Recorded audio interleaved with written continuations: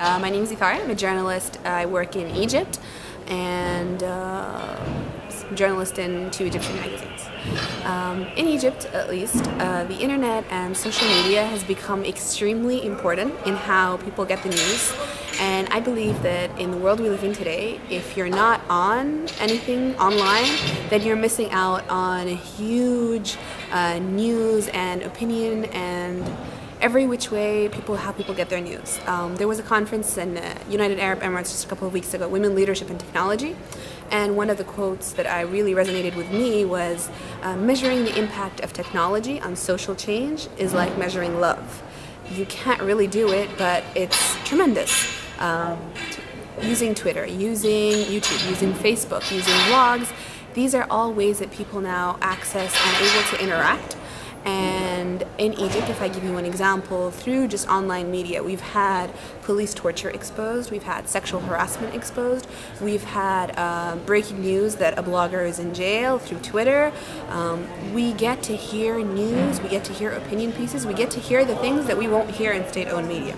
So online media, especially in countries where freedom of expression is not a given, it's extremely vital, it's extremely necessary, and it's not censored. So the problem is with all the online media is because there's no censorship, there's no guidelines, there's no affiliation with any journalistic organization, you'll get the crazies. You'll get the crazies, you'll get the deluded, you'll get the government people posing as the citizens, and it's how to sift through all of that to get to the real news, the real people who are telling you things that you won't get to hear otherwise.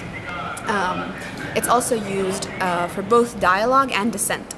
You'll find, like you just had, the Al-Qaeda recruiting people, anyone within a foot of an internet connection, they're trying to get everyone.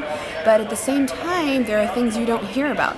Things like in Iran, there was a campaign just through Facebook and Twitter of men who donned headscarves in solidarity with a colleague of theirs who had been slandered in the papers that he tried to escape arrest using a headscarf.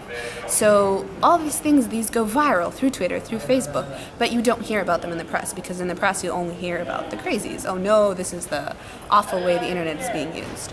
So even though it's a mess, even though you'll find, unless you know very well what you're looking for and you take things with a pinch of salt, you could get lost, you could get fake news. It's a tremendous opportunity. CNN, every time I go on Twitter, CNN, where are you at this earthquake? Crowdsourcing, trying to get the news, the breaking news, the videos, the photos, the eyewitness accounts through people online. It's khalas, newspapers use it for breaking news, they're obsolete, because the news comes to us online the second it happens from the people there.